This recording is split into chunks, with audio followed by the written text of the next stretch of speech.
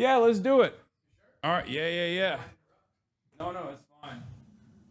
Tom. Hasan, nice to meet you. Nice to meet you. Let's get you into a seat. You know what? Hold on. I'll put you in the Dolce and Gabbana seat. So happy to hear that. I'm gonna put you in a gaming chair.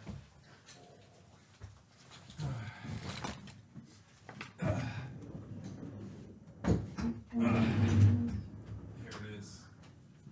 I gotta do this with more of my guests, honestly. Yeah, I normally give them the green chair, but since you're a billionaire, we gotta. And it begins. Yeah, since you're a billionaire, we gotta put you in the Dolce and Gabbana chair, you know. Okay. How do I make it not tilt? Oh, I don't know actually. Hold on, let me see. Does yours tilt? No, not that much. Wait, not tilt as in like not move around? Not do that. Oh.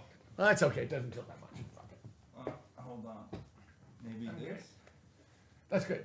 Wait, let me see. Maybe this? Dolce and Gabbana's falling apart, I wanted to say to you. Yeah. Oh, that's the headrest. You can throw that. Okay. I don't know how that works. They sent that to me. How It's a close do I- Dolce and Gabbana razor collab that they sent to me a while ago. Okay. You're happy with that though? You're happy? Fine. It's not swinging too much? Fuck it. I'm fine. All right. I'm not going to worry about the chair. Tom Steyer, ladies and gentlemen. Tom Steyer is running for California governor. Let me turn this off real quick as well. And we're very excited to have you here. I had a lieutenant governor candidate early on, but I haven't had. This Who is was the that? first. Which one? Ma, not Fiona Ma. No, not Fiona Ma. No, Alan Ma. Okay. He's the socialist or running. So, or no, Alan Ma. Sorry, Oliver Ma. I messed up his name. I apologize. Okay, thank you, Austin Ox. So we got a lot of questions for you that are lined up, obviously, but These are all one of being the- sent in by your... no. I set it up ahead of time, but Okay. But I'm sure chat also has a lot of questions as well. But you probably should not read chat. I mean, you won't be able to anyway. It's going a mile a minute. But first and foremost, this is a question that I ask every single candidate that sits next to me on the broadcast, which is the Zoran method. What are your five top line policy positions that you want to be defined by? So I'm running on two things, and I'm going to answer your question, but I'm going to put it in a little bit of context. You're very good at politics already. Affordability. And also I feel like there's a straightforward struggle in this election that is the subtext to every policy decision, which is a struggle between working people and what are some would call them the corporate special interest. They're clearly becoming oligarchs, as is a word that I know people have used on your show. But clearly there's a struggle between the corporate interests that are trying to control our state and have controlled our state successfully, and working people who've gotten the shaft for 45 years. So those are the two overarching issues. And that, I think, subsumes policy, but I'll give you the policies. I mean, number one is housing, to bring down housing costs. And that's also got a multiple, that is not a simple thing to do. I always say to people, it's not a silver bullet, it's silver buckshot. There are multiple things that have to happen for us to build a lot of housing and bring down housing costs. But that's number one, because that's the thing that's most crushing people on a monthly basis. Number two, and this is not in order of importance, but number two is to introduce competition to the electric monopolies that dominate this state. We pay twice as much for electricity. It's important to every family in this state, except the ones that are in municipal utilities, of which there are three big ones. But it's also a symbol that monopolies are allowed to rule us, and that no one's ever supposed to say anything. And in fact, that they will beat you up if you try to say something, which I'm clearly saying, and which I think is long overdue. Number three, I'm for single-payer healthcare. And I'm for single-payer healthcare because I've looked at the numbers, I've studied where we're going, I've studied what's causing every family in this state to suffer the healthcare inflation that's been going on for 40 years. like clockwork, and that is eating every family, it's eating every business, it's eating every nonprofit, and it's eating the state of California itself. So that's number 3. Number 4, we have an amazingly weird tax structure in this state. And I have gone to the ballot box 3 times to take on huge funded corporate interests to close their loopholes. And that's the oil companies, the tobacco companies, and out-of-state companies that were gaming our state income tax. Number 4 in your list, since you're asking for 5, is to close the corporate real estate tax loophole that's been there for over 40 years, that's worth $22 billion. It's, the thing is, there's no logic for it. It just is. What is the loophole? How does it work? Basically, how it works is this. In 1978, as part of Prop 13, they were given a valuation of their properties that escalates very slowly, 2% a year. Those properties have escalated at multiples of that. They are worth multiples of what they're paying taxes on. But the original point of Prop 13 was to protect families from being thrown out of their houses, because as the housing prices and values escalated, they couldn't afford to pay their real estate taxes on their houses, which they'd paid a fraction of in the first place. So the idea was for them to protect Granny from getting thrown out of her house. But of course, the lobbyists put in commercial office buildings and malls. And there's no reason for that. Nobody's worried about Granny getting thrown out of the office building she owns or the mall she owns. Yeah. And undoing that and having them pay real estate taxes based on realistic values, current values, is worth $22 billion a year to the people of California. There's no reason not to do it. There's no reason that this happened in the first place. So that's number 4. And number 5, I mean, these are not the only things I'm talking about, but number 5 is we got to be a top 10 school in state in education. I'm sorry, we aren't. There's big reasons for it, but how can we call ourselves a successful state in the 21st century if we're not educating our children? How is that possible? It's what are not possible. What are your solutions for education, and do they revolve around charter schools, or is it more so about restructuring the way that public funding goes to public institutions? It's 100% about public institutions. Okay. Let me say 90% of the kids in the state of California go to public school.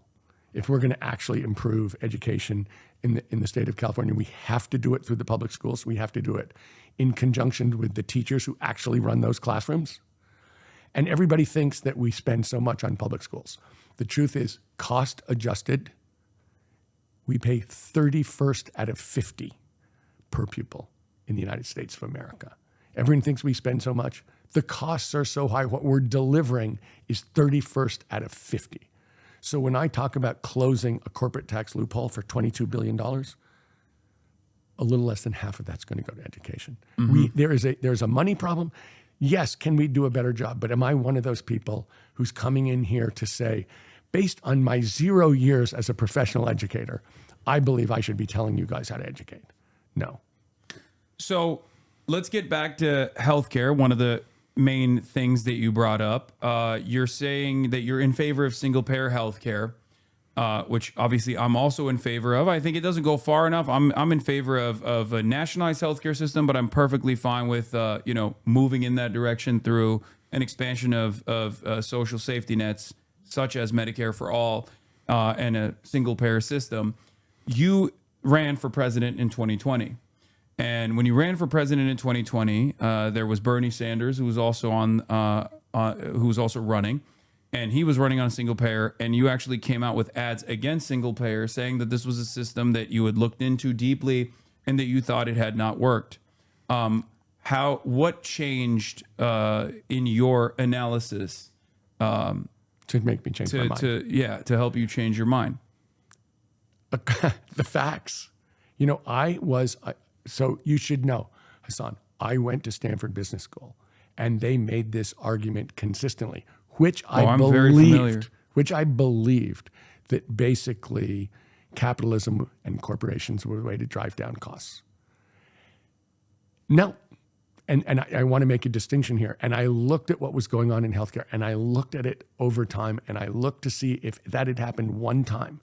And when I was looking at it in 19, and I was talking to all these people who were bringing IT into the system and saying this is going to flatten the curve, this is going to drop costs, blah, blah, blah. Nope, absolutely not true. So I said, look, this is something that is eating this state. I have to look at the facts honestly, and if I was wrong, I have to say so. And I was wrong. And what made me change my mind was looking at the facts and saying, this was the prediction of what was happening, absolute BS.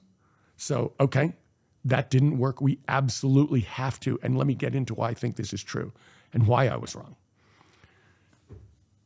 There are certain things for which capitalism is very effective. So if you and I are competing to provide the best cell phone, okay, so we're each trying to put in the most features and get the price the lowest so we can sell the most cell phones. Okay. And if you look and see that in those kinds of products, private companies come in with new apps and it's very effective. But when private companies have one customer, so if the electric monopolies have one customer, or if the healthcare system has one customer, then the capitalist impulse and the incentive is to drive the cost up as much as possible and drive the quality of care or the quality of electric, generation as low as possible. And I looked and I said, this is 7% inflation for as far as the eye can see. We can't afford it. It will bankrupt us. We need to do a different system, period. And I was wrong. Are you familiar with Deng Xiaoping? I certainly am. Yeah, because it kind of feels like your attitude around it is, he was approaching it from the exact opposite. He exactly was. Exact opposite side of the equation, but some of the reforms implemented that worked in favor of what we've seen in China as far as Chinese prosperity goes happened for that reason. In the United States of America, we have a complete neoliberal system that is collapsing in and of itself with no viable alternative. And I would say that is part of the reason why there is not really a lot of market competition, as you put it. I think all industries inevitably want to monopolize. It makes sense. Of course they do. And it's up to but the state. But there's somewhere structurally it really happens. It's up to the state to try to hold back that urge to the best of their ability. And it's clear that we are completely captive to corporate interests in this country, as is intended, by my assessment at least, of what is supposed to happen in a capitalist state, or at least under neoliberalism. That's certainly what's happened. You're saying that in the field of healthcare, this simply doesn't work, and the results speak for themselves.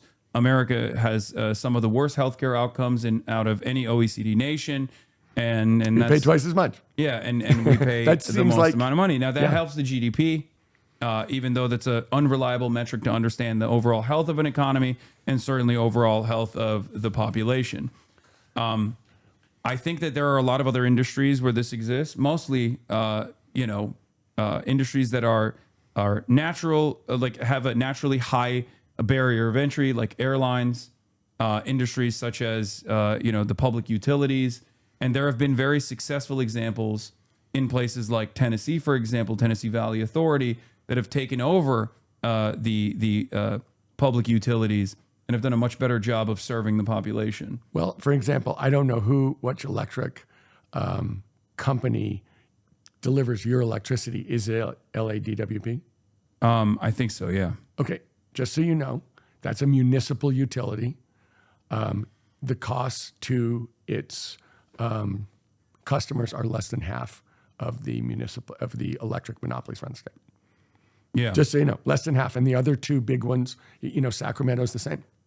So you got PG&E. Well, the three big ones are SoCal Edison, San Diego Gas and Electric, and Pacific Gas and Electric. Yeah. What is your? How do you intend to break the oligopoly structure that exists in the municipalities as a governor? In terms of the electricity, electric. So, in my mind, I'm going to do two things, because there's a short-term thing I can do and there's a longer thing I can do. And that's true of a lot of these problems, including healthcare. Delivering money to the healthcare system to meet a current shortfall is necessary, but longer term, we need structural change. In terms of electricity, in the short run, we need to change the incentives that the PUC, that the Public Utilities Commission puts on these electric monopolies. And we can do that because the governor gets to pick the PUC, and therefore who you choose is policy. And we need, the policy incentives for an electric utility are very weird. And Hasan, I don't know how much, and how much depth you've gone into this. So I don't want to be, but I'm not super familiar, but it's okay. I'm here to learn. Okay. So basically everyone thinks that the way they work is like a company where, you charge people for electricity, you spend your costs, and the difference is your income. That is not how it works. The way that it works is you make a capital expenditure. It's approved by the Public Utilities Commission. It goes into a rate base, and you get a guaranteed return on it. That's how it works. So the state's footing the bill for everything. For everything. Well, and so your incentive is, if the two of us are running an electric monopoly and we say, look, we could do this for $100 million, or we could do this for $200 million. Now, if we do it for $100 million and we get a 10% guaranteed return, that would be $1 million. But if we do $10 million, but if we do a $200 million, we'll make $20 million. Yeah. Now, which do you think we should do, boys? Corporate consolidation yields, it makes it much easier to engage in not price fixing, of course. But which this would is be really illegal, literally how it works. Yeah. No, I mean, this is an aspect of like virtually every facet of existence in America at this point. As we have a cartel structure pretty much for everything. For many. Yes. But let me say this. In this case, just to give you some more numbers, to generate electricity right now in solar and wind is between 1 and 2 cents a kilowatt hour. It's 1 to 2 is all that really matters. Mm-hmm. To stick it in a battery and store it is a couple more cents. At PG&E, it's 48 cents a kilowatt hour. Yeah. I mean, think about that. If you put solar on your roof and battery, the vast majority of the electricity that you're going to use is actually being produced for under 4 cents, and you're paying more than 10 times that. So the question is, isn't there a way to introduce competition? And there is, at a local level, to take advantage of the incredible changes and advances in electricity generation, electricity storage, and electricity distribution, and introduce that competition to the state so that it's no longer illegal to compete on a local basis. I mean, hey, look, there's an alternative there too. I mean, I don't have a problem with state-run monopolies at all, as long as they're left accountable to the people. That's the reason why I use the example of Tennessee Valley Authority. So a question I have for you is, how are you going to be different than our current governor, Gavin Newsom? You've brought up a couple examples, but there's one that I obviously have to ask you, since you're a billionaire yourself. There's a wealth tax, or there's a billionaire's tax that's being talked about right now. Governor Gavin Newsom, because of his ambitions for higher office, has decided that the successful strategy of maybe one day becoming president is to go against that. And he's actively petitioning against that. What is your assessment on the billionaire's tax?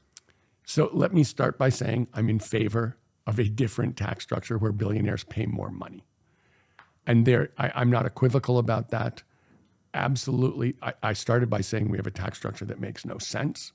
And in fact, I'm specifically in favor of one where the big corporations and the richest people pay more. Full stop. The billionaire's tax that specifically people are collecting signatures for, in my mind, has some specific issues with it. And where I feel like if we're going to redo the tax structure, we should do it right because we're going to own it for a long time. This is a one-time fix. What are your issues with the billionaire's tax as it stands? This is a one-time fix. It's not, when I'm talking about closing the corporate real estate tax loophole, that's every year. That goes on. It raises more money and it goes on forever. And it's there. This is a one-time tax. Why not both? Well, let me keep going back because there's a way to do this tax that is different. And the second thing that's true about this tax is, I don't know if you've looked at how it distributes the money, but it distributes the money in a way that is, well, I'll say, doesn't include in a meaningful way education, doesn't include a lot of the other priorities in this state. Where is it going in the distribution that you have an issue with? 90% of it goes explicitly to healthcare. And the point is, do we need the money in healthcare? Yes. Do we need the money everywhere else? Yes. And so to a very large extent, what I'm saying is, if it's a question about revenues, which I agree with because we do have a shortfall and we should have this tilted in this way. So you're saying you want to tax billionaires further than this tax goes and distribute it? I'm saying I want to do it in a way that works for the state. And the concept I'm behind, but the way this works, it seems to me, has actual structural issues that we can do much better. Mm-hmm. And so if we're going to redo the tax structure, which we are, I mean, I'm starting with talking about closing this tax loophole, but we're going to have to read, I don't know how closely you followed, Hasan, the way our taxes work, but it's very much a yo-yo. When times are good, we take in a ton of taxes. When times are bad, we take in no taxes. And so we go from feast to famine. Well, a big part of that is because I think a lot of people park their assets in the stock market, and therefore most of that is non-taxable, Yes. like unless they take it out. And many billionaires and millionaires as well take advantage of the buy, borrow, die strategy, Yes. where they just leverage the existing assets that they have at a bank at a super favorable interest rate. Unquestionably true. And so there are a lot, if you look at what they actually pay, what you see is there are A fraction of their completely yearly... legal ways for them to avoid paying Yes. taxes. And so that and then it's not just, buy, borrow, die. It's also buy, borrow, leave. Yeah. Well, there's solutions to that, like an exit tax. But question for you is some of the repercussions that have been presented over and over again, which is basic econ, I think, which is a lie, is that this will cause, A big exodus. This will cause the wealth to leave the state. I don't believe that. You're a billionaire. You know other billionaires. This is a conversation I'm sure that takes place all the time, but it never actually ends up happening. Famously, some people have left as a result of the threat of this tax. But let me say this: I don't think that's the point, Hasan. I am actually on your side on this. Well, the individuals leave, but the company, the economic activity doesn't go away. My point about this is the best place to start a company. This is the best place to grow a company. This is the best place to invent a company. And that is really important to the state of California. And so to a very large extent, I am, as you are suggesting, I am truly focused on making sure that continues to be true. And I feel as if the people who come here from overseas or from other states to take advantage of that ecosystem, which has taken decades to build, which has been built by working people all over this state who continue to make this state run, and to come here and rip that off and try and avoid any responsibility to the 40 million other people in this state is completely wrong. And that is, it's wrong, and it shouldn't be, we should be protecting ourselves against that. So what's your perspective on, what's your solution to it is what I mean? Because people will say that a wealth tax could never work. Right? A wealth tax is impossible to work out when in fact we already have something similar to that as far as like property taxes goes. Like there's always, there are people that can evaluate your increase in your net worth and try to tax the increase in your net worth year over year in a way that is sustainable, in a way that doesn't actually harm the producers. So let me say a couple things about taxes. Mm-hmm. Closing loopholes seems pretty benign, but that will have to go to the ballot. I've said we'll have a special election. And let me say this: before we write the rules for that, we will sit down with a whole bunch of our allies to make sure that it reflects everybody's interest. And so I am sure that we have other ideas that people haven't talked about as part of this campaign in terms of how to redo the way that we have, the kind of fees and taxes we charge.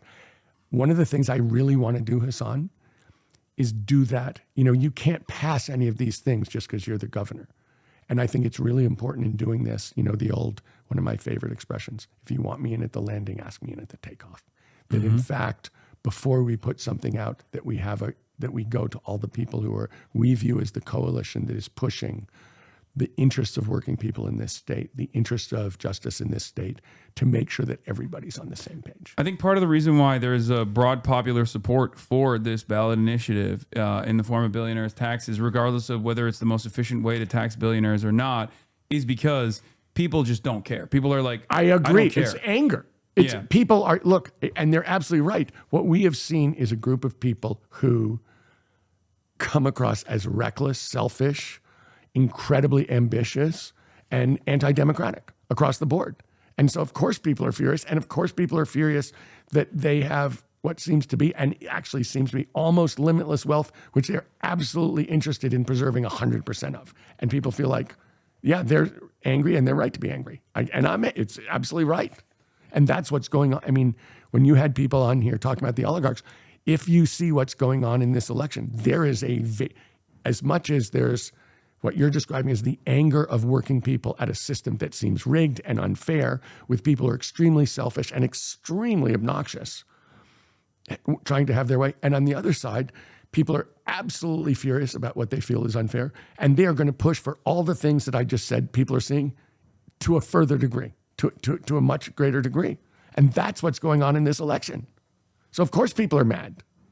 I mean, yes, I understand. But of course, the obvious elephant in the room is the fact that you are also a part of the oligarch class as someone with profound wealth. Can I address that? Yes. So I want to say two things. The first thing I want to say is this. My wife and I have said we'll give the bulk of our money away while we're alive. I guarantee I won't be close to a billionaire when I die. This is not something where I'm fighting to hang on to my money. This is not something where I'm fighting to increase my money or increase my control over society. That's not true. You can see the last 14 years of my life, and we've very, very consistently pushed for justice and very, very consistently given money away and tried to use it in a ways that's constructive. And, the opposite. In fact, the actual oligarchs, you will find, see me as a threat. And in fact, the things that I've done have been very directly result-oriented to push back against that whole move. So, from my standpoint, and, that is not what I stand for in my life. That's not what I care about in my life. That's not what my parents cared about. That's not what my wife cares about. That's not what my brother cares about. We have a long history of caring about what is your positive impact on society. And that's what I care about. Mm-hmm. And that is different from all the people who you see in the press consistently doing things where people are furious about their selfishness. Yeah. I mean, there are ways in which a lot of super wealthy people also engage in charitable contributions. One of the most common ways in which people do this is like the 501c4 structure or the 501c3 structure, where Mark Zuckerberg he has designed his entire net worth to go into the structure, and it's oftentimes seen as like a tax shelter that you can go to at any given point and take out money from, and continue to generate tremendous amounts of wealth, continue to accumulate tremendous amounts of wealth. What is the difference that you would say is with your approach to charitable contributions? Well, I'll give you an example of something that we've done for the last 20 years, Hasan. Mm-hmm. So Kat and I started a nonprofit community bank basically to undo redlining. So to go into the parts of rural and urban California and make loans for low-income housing, for used cars, for nonprofits, and for businesses that banks wouldn't make. And that money is gone. That bank has to make enough money so the FDIC will insure our deposits, or it's not a bank. Mm-hmm. But every single loan is measured in terms of, does it help economic justice? Does it help environmental justice? And so from my standpoint, there's no way I get them. You're saying, you can put it in and it comes back. This can never come back. That bank has made billions of dollars of loans for the purposes I described. It makes, as an example, when we do used car loans are one of the places where people get ripped off the most, just so you know. It's usually people who aren't that financially sophisticated, who need a ride to work, and who have a used car salesman writing the terms of that loan. The average loan we rewrite is 21%. Our average starting point is 11, and it goes down from there if you meet your payments. And our whole goal is to make enough money, just enough money to please the FDIC, but to basically take people out of being ripped off by the system and basically to undo the structural racism that's existed in the finance system for as long as anyone can remember. And so there's no gimmick there. That money's gone, but the work is incredibly, I look at it and I say to everybody, you get 10 times leverage on your money, and then you get to reuse it and do it again. And you can measure the results year in, year out. That's not a gimmick. That's a thing. No, it's not. But to me, it kind of feels as though as society has moved in a specific direction. I mean, let's talk about that actually. 23% or 33% of Democrats now call themselves Democratic Socialists. Is that right? It's up to 33? Yes, 33%. Is that just California or is that nationwide? No. That's nationwide from what I understand. I mean, these polls are... I know. Who knows? It's okay, it's a poll. And it's also, still a really high number. Who knows if people even fully understand what that even means. There's a lot of... there's a lot of disagreements within the movement as well. But the reason why I ask that is because... Like, what does that say to you? What does that say to you living in the United States of America as a billionaire about the way people feel about the current system, capitalism? Failed. Look, I don't think there's any question, Hasan, and I say this every day. We have to reinvent democracy in this country, and we have to reinvent capitalism. And there's no doubt about it, because 33% of Democrats are saying we need to change structurally. That structurally, this is not working. And that is, I don't know what democratic social. One of the things I thought about before I came on here was for you to tell me exactly what the implications that are. But there's no doubt about the basic point, which is not working. And I think if you think about why is the billionaire tax popular? Because people are so damn mad.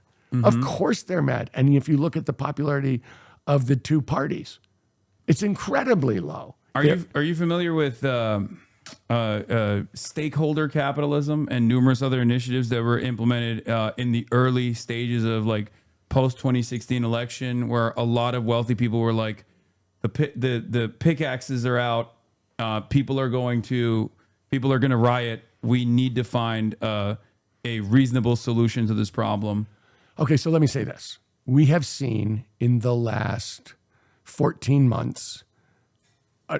A pretty straightforward attack on human rights in America and on sort of electoral politics, electoral democracy in America, and it's just starting.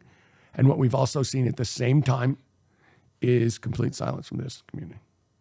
So when you say to me, do I think that what they have to say is based on a deep sense of patriotism or a broader view or a value system that goes beyond, corporate? I don't think so. No, I don't think it was a deep sense of patriotism. The reason why I brought that up is because I think it was a defense mechanism by a bunch of very smart and very successful, very wealthy people that realized that this system was producing so much inequality that it would completely collapse, and that in order for it not to completely collapse, like a riot tax of sorts, something that I've heard at least like wealthy libertarians talk really, about. They call it a riot tax? I've never heard that. Wealthy libertarians call welfare a riot tax.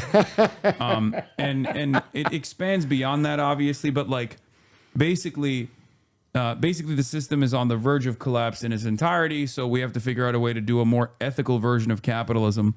But I don't think capitalism in and of itself, given the contradictions, is ever going to produce a wealthier or a more egalitarian version of itself. That's just not how it works. Just as companies want to monopolize and eat out the rest of the competition and merge, the understanding is that the system is designed this way, and that eventually, no matter what happens, as long as in the absence of complete abolition, that there is always going to be a return to the exact same inequalities. I believe that, and I think that's the major difference between someone who's a socialist and someone who's a capitalist. There are people who are social democrats. I suspect that, given by what you're saying, you are a social democrat, one that wants, robust safety nets, robust social safety nets, one that believes in implementing some kind of regulatory safeguard when companies get completely out of control. But that was how this system was designed initially. And there's a reason why there's a point of failure, and that's because of it's not because of like too much greed necessarily, but it's more so that the system is designed to produce these results eventually because they've taken over the government. Well, the last thing that you said is the problem. I mean, when I look at this system and whenever I see that there's something, I mean, if I did close these 3 tax loopholes, they weren't a secret. It wasn't like everybody didn't know those tax loopholes agreed. It was just the people who were getting the tax, who were saving the taxes and were enjoying the loophole had immense power because they had a lot of money and a lot of lobbyists. And every time when we see an inability of government to act, an inability to do what's right, my attitude is there's money at the bottom of it. And so we have a system where, honestly, a lot of this, when I look at 2026 and see what I think is going to happen, which I think is gigantic independent expenditures supporting libertarian candidates and attacking organized labor, I'm like, yeah, that is exactly the issue in this system is when corporations take over the government and prevent government doing the right thing and prevent government from, stopping monopolies and prevent regulation and, basically beat working people over and over again. And that is exactly what I'm fighting against. Yeah. While we were talking, a new poll came out that says, which is a better economic system amongst all Americans, with 59% saying capitalism, 41% saying socialism. Among Republicans, 74% say capitalism, 26% say socialism, which is strange enough. It's in and of itself. And among Democrats, the majority at 54% say socialism and 46% say capitalism. So then tell me this. You're running out of time with this ethical capitalism. Well, let me ask you this question: what is socialism? So, what does it look like? Socialism is an economic organization that changes changes the mechanism of control, simply put, from the hands of the dictatorship of the capital owning class to the dictatorship of the proletariat. There's many different versions of it.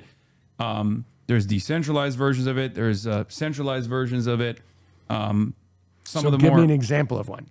I mean, like which is one? China would be a transitional socialist state, for example. That's like a very that is one of the modern examples of at least success.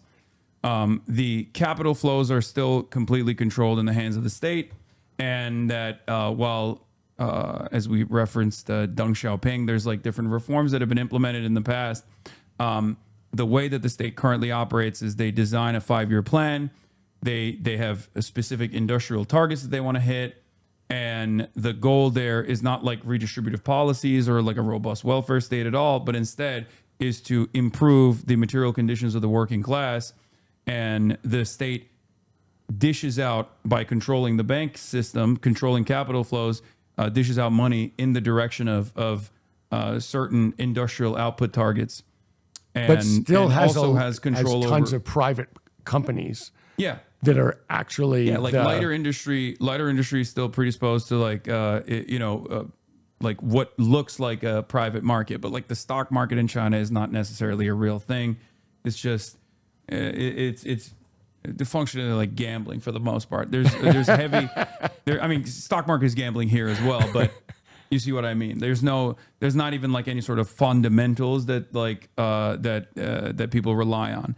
Ultimately, socialism at its root means workers owning the means of production. That it is. And what I was saying about China is, to a large extent, they're big companies. There is a much heavier governmental control aspect to it. And there are 5-year plans. I completely agree with that. They control capital flows. But the big companies are private. Yeah, but it's not. I like to describe what China's doing, which is only I just asked you that because I'd like the one that you think is the best. Yeah, I say that China wears capitalism like a sleeve, and at the end of the day, while there is a private enterprise inside of the state, which creates a system of competition for innovation, which fosters innovation, ultimately it's still controlled by the government. and it's at the directive of the government. There is like a lot more emphasis on centralized control, central planning and central control over all of the outputs. They want to build more housing.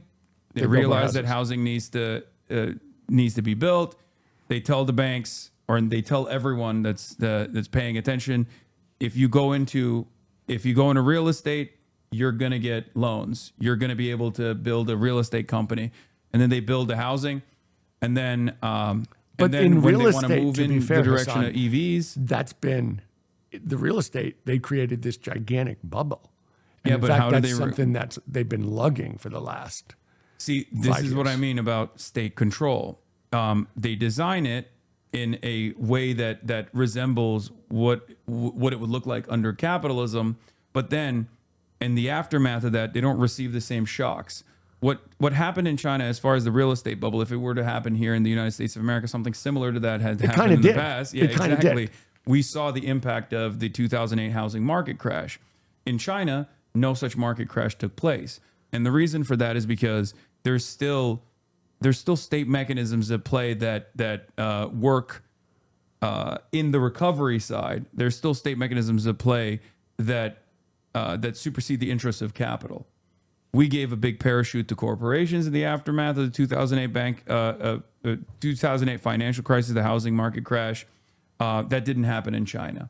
One of the more prominent examples of this was, for example, they went to I forget the name of the company now, but they literally went and asset stripped a billionaire that was in charge of one of the major real estate developers, Evergrande, I believe it was. It was Evergrande. Yeah, where they told him, you're selling your yacht, you're selling all of your artwork in order to put up collateral for the state, paying out the rest of the people. Let me say this.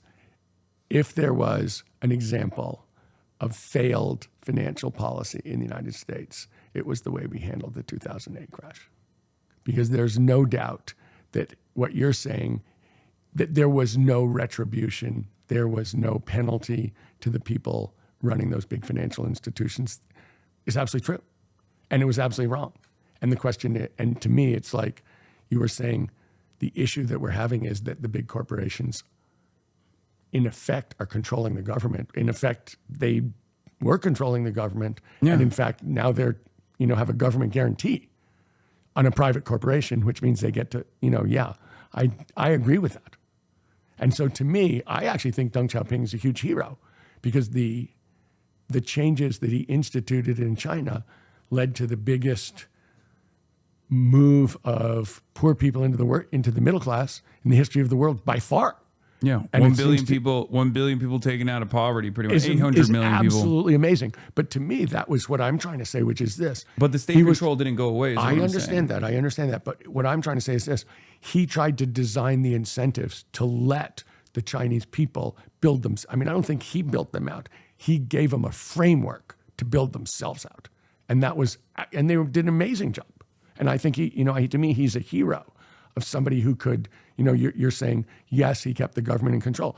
And I'm saying, well, here the problem is, I agree with you.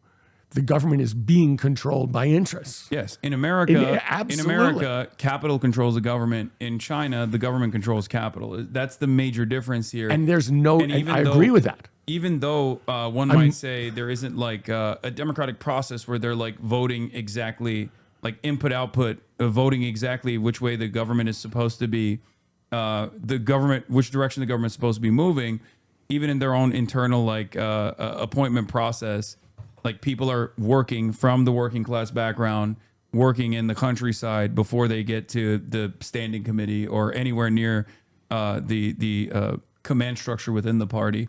So they've developed a deeper understanding of like what the necessities are and how to materially improve people's living conditions, and the results speak for themselves. But let me say this. There's been a profound change in China under Xi Jinping. This is very far from California, but it's actually, but what I'm saying is this. Do you not like the changes that have been implemented under Xi Jinping? Well, here's the thing I dislike the most is he's president for life. Always before, the leader had 2 5-year terms. Mm-hmm. And there was a sense that it was a much broader coalition of people running the country and a much broader group. It's still the Chinese Communist Party running the country, but people absolutely took their terms. And he's the first person who said, no, I'm doing this forever.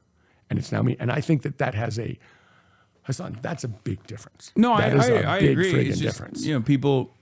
people seem to be happy with the results so far, and I feel like it's entirely in the hands of them continuing to bring about changes that people are appreciative. Well, let me say this, that if the president of the United States says, which many people suspect him of saying is, up until now there's been a constitutional amendment that says it's 2 terms per president, and I'm now president for life. Am I going to be happy about that? I'm going to go with no. If Donald Trump was a communist, I wouldn't have an issue with it. I'll be honest. If Donald Trump was able to improve people's living standards to the same degree, or if Donald Trump was able to bring about like national prosperity to a similar degree, it's like the FDR equation. I wish I wish there was a better line of succession for FDR, I guess, but FDR was able to change the trajectory of America with all of the incredibly popular things he put in place. I completely agree with you. And I think that what he did was redefine the relationship between government and people. And, he said, we have a real responsibility to each other, and this government is going to make sure that we do this, and it's not, kind of a free-for-all. It's not an open competition. In fact, everybody has rights. In any case, so that's one of the reasons why I'm not even defending the term limit structure within the term limits changes under Xi Jinping. It's not something that I care about all that much. But what are some of the structural changes that he made as far as like his governance or his economic policies that you disagree with? Well, it is more about governance, that he has very much cleared out everybody who doesn't report to him. And it's very much gone from, a broad-based group to basically, his control and making sure that people report to him. And that's been a consistent policy over the last 10 years. And the reason I care about that is it scares me. It scares me that a person, you may like their system, and I think it's been incredibly successful. So yes, I hear you, and I'm someone who's saying I change my mind when the facts change, or when the facts are clear. But the one thing that I think is also clear is that when you get into a situation of someone taking control, the idea that doesn't change them. It always changes. Certainly, as far as Xi Jinping goes, it's actually the opposite of the way that is presented in Western news. He's been his main structural change in China was to somehow rein back in a lot of the corruption that had come from, Dengist reforms that were very helpful initially in terms of, developing Chinese prosperity. And not only that, but he's also literally purged the ranks of some of his closest allies as well, including the ones in the military. So famously just fired the head. Yeah. So the way that it is like a lot of stuff is interpreted in the Western media is very different. This is beyond the term limits, of course. The term limits thing you do have a decent point on, but as far as what he has done in terms of anti-corruption has been very popular in China. Let me say this. I don't think we're going to a permanent governor of California. No. And I don't think we're... Yeah, we don't, and we I don't think need to keep have, the other thing that's true is what your when we think is. about where we're going, we're starting from a place. We're not starting from scratch. We're starting from here. Yeah. And so when we think about change, it's like we don't have a blank slate.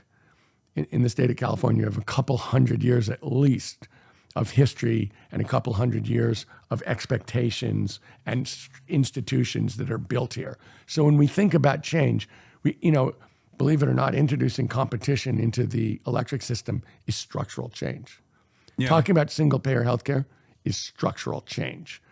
All the things I'm talking about, to a large extent, are, we have a short-term problem, but we need structural change in the long run. But the idea that we're going to get away with the system that's been here whole hog in one fell swoop I just don't think it's going to happen. I don't think it's going to happen either. I believe in a system of reforms and building a robust base of pressure.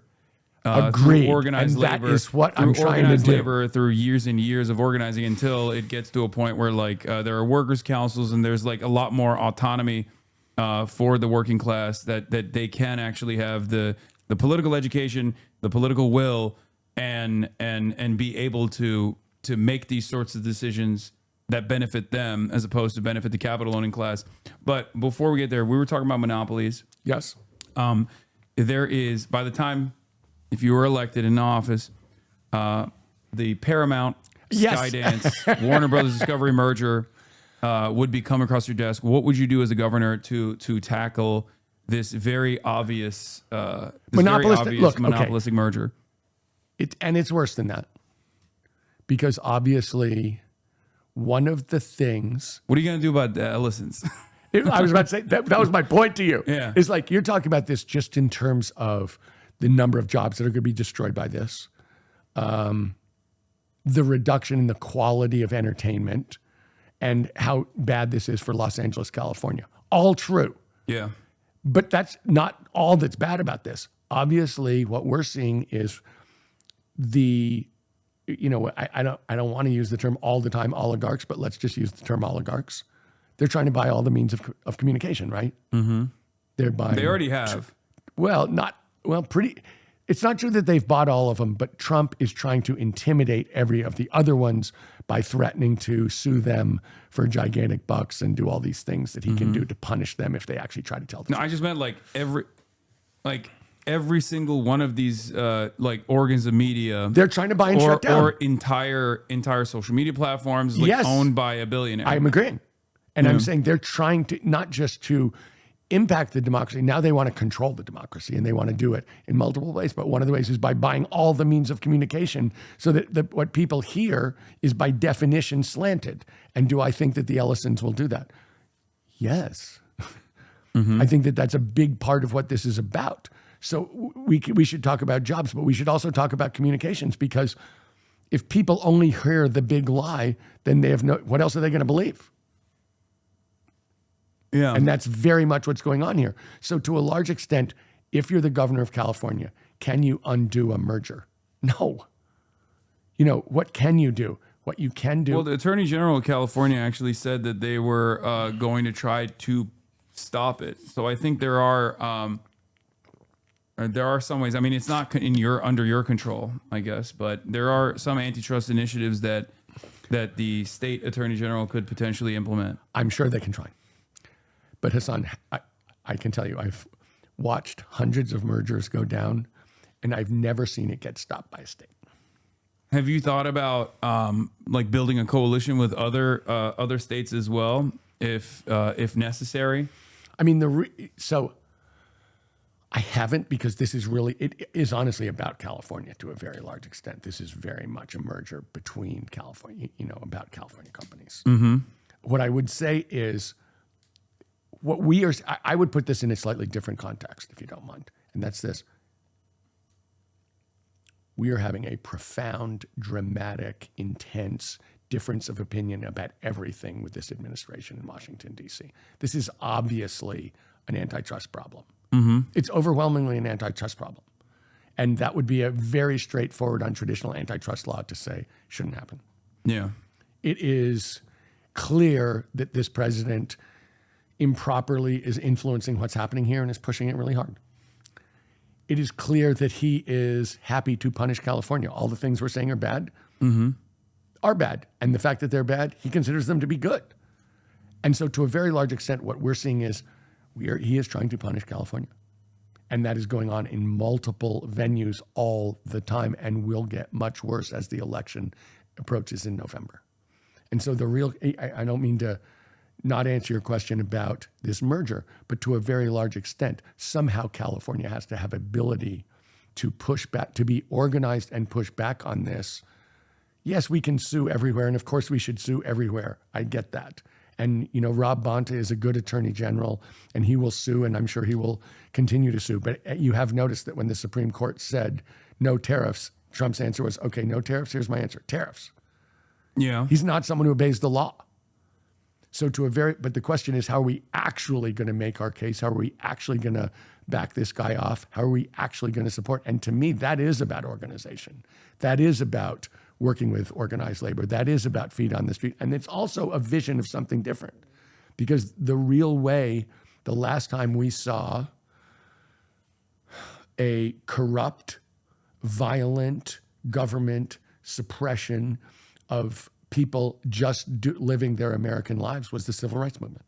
And they did not, the way they backed them off, yes, there were legal things, but to a very large extent, it was about being organized, being in the street, having a different vision, and showing the world the difference between right and wrong. There's also there was an armed vanguard component to what we're talking about as well that certainly played a role in this pressure, in this pressure campaign. Yes. The Black Panther Party. I mean, the state of California, as a matter of fact, under Ronald Reagan, was the I think last time that Ronald Reagan took action against of gun ownership, the Mulford Act, if I'm remembering it correctly, after the Black Panther Party protested using their legal right to demonstrate with their arms, but. It's everyone plays a different role in stuff like this. I do want to ask you about ICE. Okay. So when you were a hedge fund manager, your firm invested $90 million in private prisons and detention centers. And I want to know how that aligns with your current stance on ICE, because from what I understand, you're in favor of ICE abolition. So that happened 22 years ago, and it was a big mistake. And I realized it was a big mistake and sold it over 20 years ago. Okay. And the reason I sold it was for the reason you're saying. And it was more than a mistake. And it was this. It was a wake-up call that I was in the wrong place. I mean, people wonder, why did you walk away from a big business that you'd started that was worth a ton of money? And the answer is, because it didn't align with my values. Okay. And so if you look at the last 20 years, and that was a real wake-up call, we have pushed on every justice-related thing about incarceration and the justice system itself for the last 20 years. We have a group of 20 people in Sacramento, and we have pushed on every one of those. And in fact, I think that I am endorsed by Smart Justice, which is a very much about rehabilitative justice organization. And so, my wife spent 10 years going into San Quentin. My mom taught in prison. It was a mistake. But it also was a chance for it absolutely is a wake-up call. I mean, you're sitting here saying, and I hear you, Hasan, the capitalist system has real contradictions and problems in there. And that's really why I walked away from my business, was I felt like this is taking me to places that are absolutely antithetical to what I believe in. And that's why I did it. And that's why I spent the last 14 years working on this. What are some of the other avenues that you felt like was deeply unethical? Also, I'm asking you these questions that come across like tough questions, but I want you to No. I always say to people, there are no tough questions. Yeah. There are people who don't have good answers. Yeah, I also think that it's important to understand the like moral or intellectual journey that you went through to come to these conclusions. I have, the story of Paul on the road to Damascus. He's the biggest anti-Christ person, and he realized I made a huge mistake, and he becomes the biggest pro-Christ person. On the road to Damascus. And it's like he made a change. Jesus Christ is the socialist in this equation. Is that what you're saying? Okay. But I'm saying justice is, and I will say this, I felt like, and I'll give you a perfect example. People are always saying to me, you've spent a ton of time in environmentalism, but your firm had invested in fossil fuels. And the answer is, sure. Everybody invested in fossil fuels. It's a huge part of the economy. We invested less than our share, but we invested in fossil fuels. And I decided I can't invest in fossil fuels. We need to divest. We need to get out of all these things. And I felt like I can't change. Even though I started that firm, I couldn't change that firm's culture because that was not what people were there for. And so I very much had to leave and, basically go and work on the things that I cared about. And I've spent, I could go into immense detail to you about how I think about energy and how I think we're going to actually do it in a clean way and what it's going to take as governor to make that happen and why it's such a powerful role.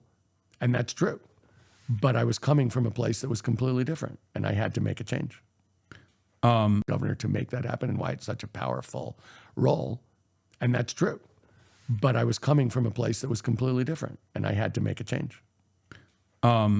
Speaking of divestments, there was a question that was asked about boycott, divestments, and sanctions to all of the candidates, and the way I see it. Last question. Okay, all right. Oh, this is the last question. Are we And the running way, out of time? Yeah, and the way I see it is that this is a way for candidates to certainly show how earnest they are to the broadest subsects of the population. Much like the billionaires tax or any kind of initiative that takes away wealth from billionaires with redistributive policies, both in the Democratic Party's base of support, there's like 80% approval, not for BDS necessarily, but a way to decouple from Israel. What are your opinions on that issue? Well, what I said was I don't believe in divestment. But what I also said is You do believe in divestment for some stuff, though, like the private prisons. I believe, well, let me say this. I believe in my operating in divesting from everything doesn't have a positive impact, to be honest. What I was saying is they were talking about CalPERS and CalSTRS, and they're going to run their operation. And I don't believe that we can tell them exactly how to do that. But let me say this about Israel in general. What I said in that same forum was I have huge problems with the government of Israel. And what we've seen is a continuing, look, I'm someone who believes there's a huge problem in the Middle East. And I'm so old fashioned. The only thing I believe in is a two-state solution, that everybody has a right to self-determination. And that if the state of Israel is if the government of Israel is trying to make sure that there is no two-state solution, which has been the approach for a long time, that is going against the only thing that I think could possibly solve this and the only just way that we can possibly solve this. And so what we're seeing is a very long program to make sure that that's impossible. Now, I don't believe that is impossible, but that's been the approach of this government for a very long period of time. And so do I think that that's okay? No, I don't think that's okay. I have a huge problem with it. Benjamin Netanyahu has been in charge of Israel for longer than Xi Jinping has been in charge of China. And that has been the entire drift of that whole thing. And so what we've seen, what we're seeing is there a way for us to push back on that as the government of the United States? Of course there is. There are some ways in the state of California. It's a very powerful economy. It's it's the fourth largest economy in the world. I think that even attempts or moving in that direction, which would be certainly something that is unheard of and would definitely cause you to cut away from from the other candidates that you are going up against, from Eric Swalwell to all these other candidates. Well, let me say this. One of the things I've been talking about is getting rid of PAC money. And the reason I'm against PAC money is I feel like any organization that is trying to push the state of California, except in the interest of its citizens, why should we allow that? And so to a large extent, what I've been talking about is corporate PACs, because I said to you, every time we see something corrupt, at the back of it is some corporate interest that has power, and it has power through lobbying, has power through money, and they want the system to be bent in their favor, and they're successful in it because it's so expensive to run in this state. So you're saying APAC is what, or JPAC, I think, in the state of California. I don't know, but what I'm saying is the idea that we would have a PAC who is trying to push California in the interest of a foreign country, I don't understand how that could possibly make sense. I mean, there have been some initiatives taken that Gavin Newsom actually signed into law about, like, the education of the issue of Israel-Palestine that would go against all the academic literature on the subject matter. Is there any initiative that you think you could take as the governor that would change the trajectory of, like, things like AB 715, for example? Or are you in support of things like that? Well, what I am in support of is actually us speaking up on this issue and actually pushing back against the idea that there can be money in our politics that is supporting anything except the interests of the people of California. And that is something that I have said publicly we should ban. And that is a huge change.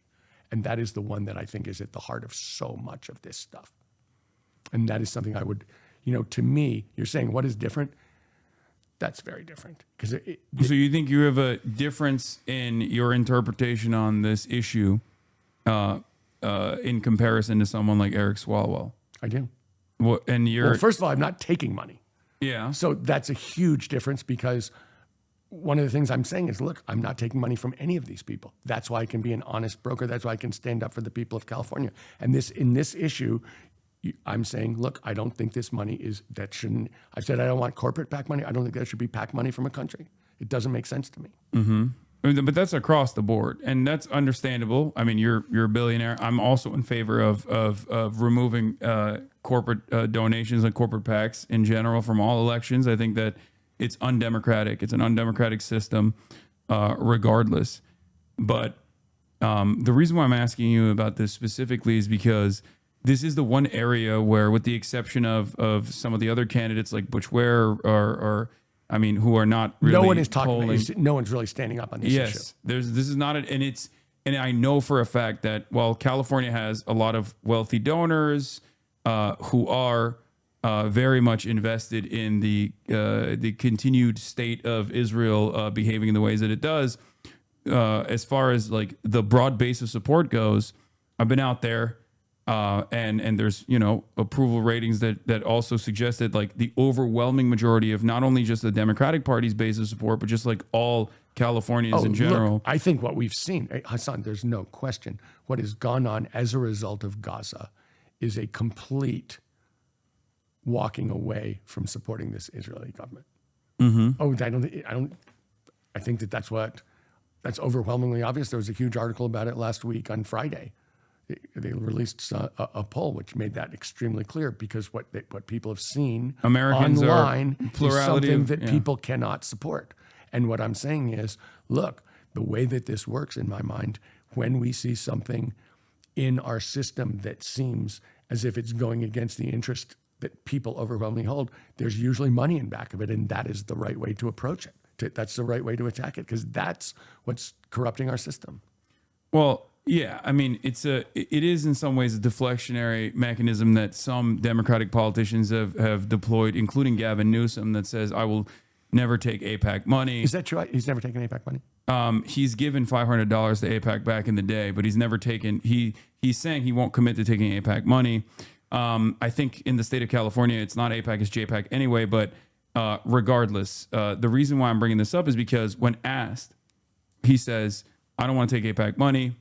But when asked directly by Ben Shapiro if Israel was committing a genocide, he deflected and refused to answer that question. And I think for a lot of people, and I talked to a lot of candidates, I talked to a lot of Democrats, I talked to independent candidates, this question is one that the majorities are in agreement with, historians, academics, the International Criminal Court, the International Court of Justice, and yet it's one. I don't think there's any question.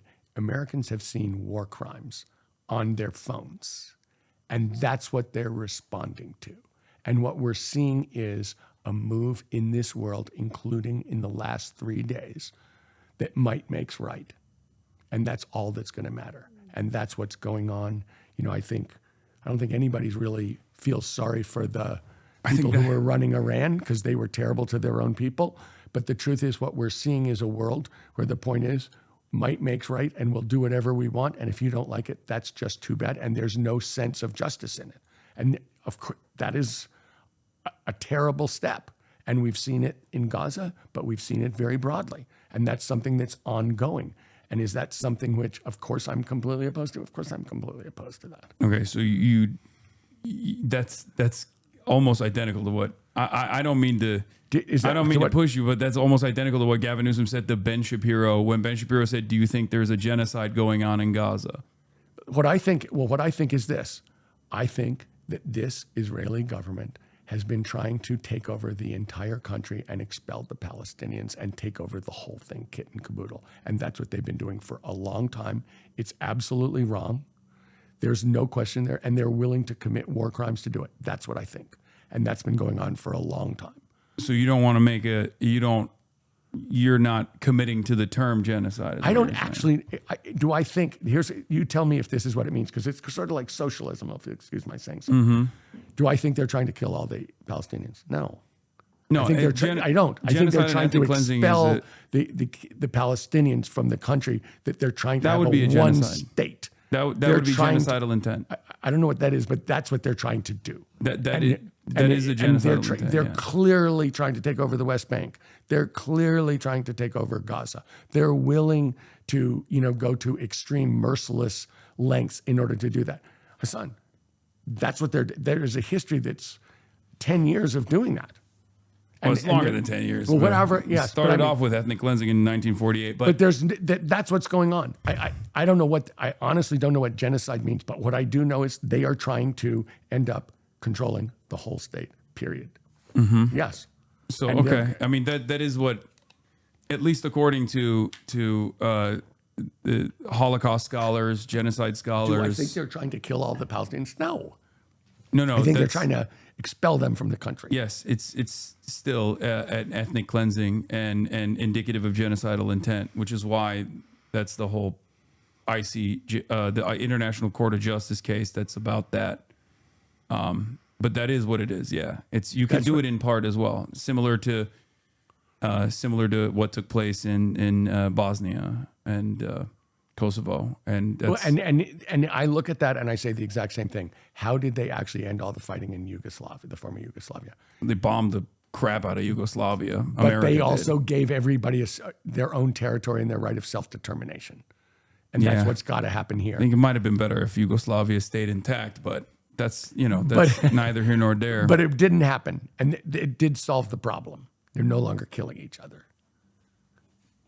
Yeah.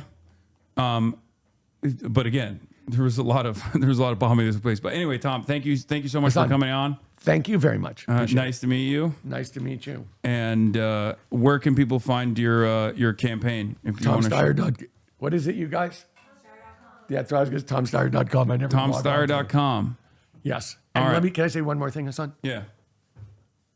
I think I am the practical progressive in this race who can actually make the changes that you want. And am I going to use all the language that you want? Maybe not. But am I going to try and make the changes that you actually want? I think so.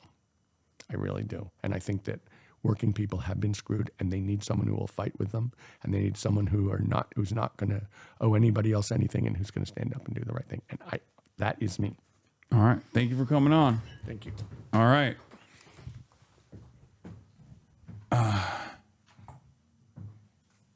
Okay.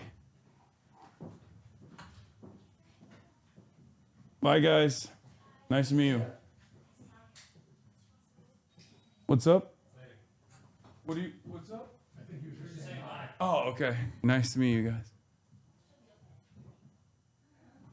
guys. Okay.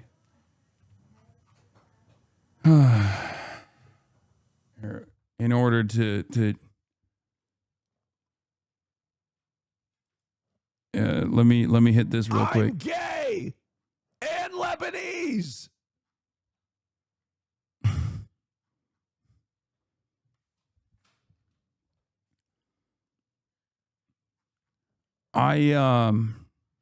Look, I didn't have a lot of I didn't, I think I came into it pretty open-minded as one can be, right?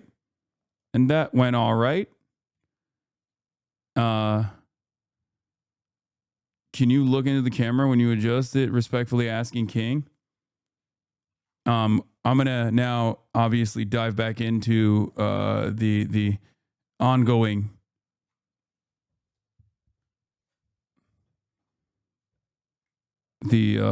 ongoing issues that are happening in the world as it pertains